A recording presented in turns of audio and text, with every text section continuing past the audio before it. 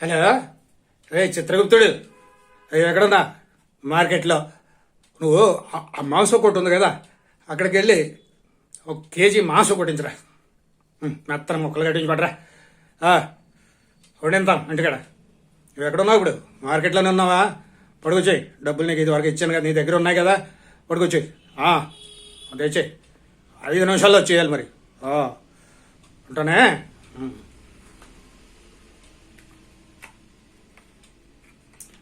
ఎరా తెచ్చావా? అక్కడ పెట్టు.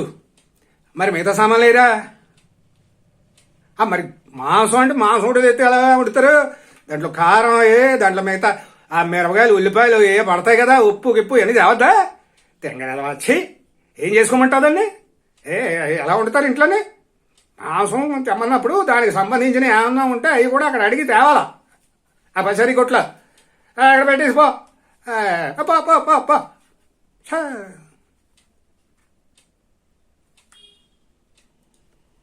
ఇడు వెళ్ళిపోయాడా? ఆడికి ఎలా బిరడా కొట్టకపోతే కూర ఉండింది ఇక్కడే కూర్చొని సగం కూర తినేసి వెళ్తాడు. అందుకని ఆడికి అలా బిరడా కొట్టాను. ఆ తెలివితేటలు ఉండాలి మరి. ఆ తెలివితేటలు ఉంటే బాగుంటుంది ఈ రోజుల్లో.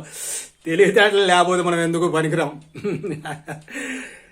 కూర పట్టుకెళ్ళి లోపలికి ఏటలా చూస్తున్నా? కూర 30 కేజీ ఉంటుంది అది. నీకెలా తెలుసు? నువ్వు అప్పుడప్పుడు వద్దు కానీ నీ లెక్క తెలిసిపోయిందా? 1/2 కేజీ తగ్గిందా అందులో? అంటే వీడు ఎలాగో నేను కూర పెట్టాను ముందే 1/2 కేజీ తీసి అట్టుపోయాడంటావా? అమ్మో, నాకు బిరడా వేసాడు అనమాట. నేనేడికి బిరడా వేద్దాం అనుకుంటే నాకేడి బిరడా వేసాడు. ఏం చేస్తాం? ఫోన్ చేసి అడిగితే మందే తప్పు అంటారు. ఓ బాబు, ఇలా పని చెప్పడం మందే బుద్ధి తక్కువ.